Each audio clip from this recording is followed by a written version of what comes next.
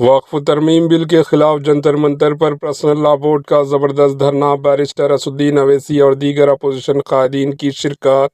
آل India Muslim personal لا board نے وقف ترمیم بل کے خلاف دھرنا دیا۔ کئی ارکان پارلیمنٹ نے حصہ لیا۔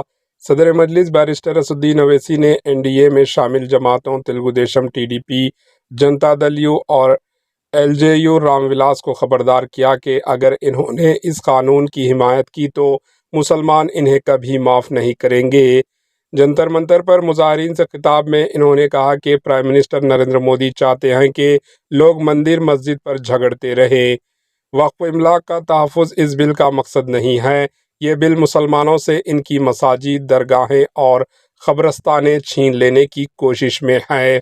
ہم چندرا بابو نائیڈو، چراغ پاسوان اور نتیش کمار کو خبردار کرتے ہیں کہ اگر انہوں نے اس مرحلے پر بل کی تائید کی تو مسلمان انہیں کبھی بھی معاف نہیں کرے گا۔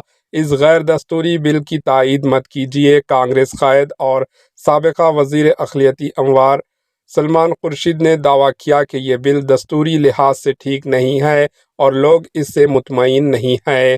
حکومت نے اپوزیشن کی تجاویز مسترد کر کے اپنی نیت ظاہر کر دی۔ سماجوادی پارٹی کے رکن پارلیمنٹ حلقہ سنبل ضیاء الرحمان برق نے کہا کہ ہم شروع سے ہی اس کی مخالفت کرتے آ رہے ہیں۔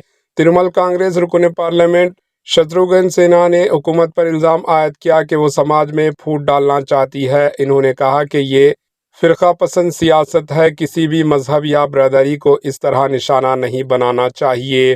Bureau report, H N news.